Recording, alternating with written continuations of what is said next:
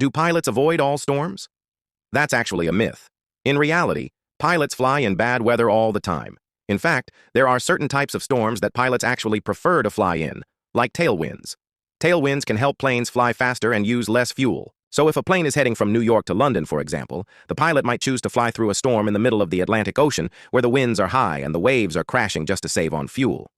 But what about the other types of storms? Well, it turns out that most of the time pilots can avoid them.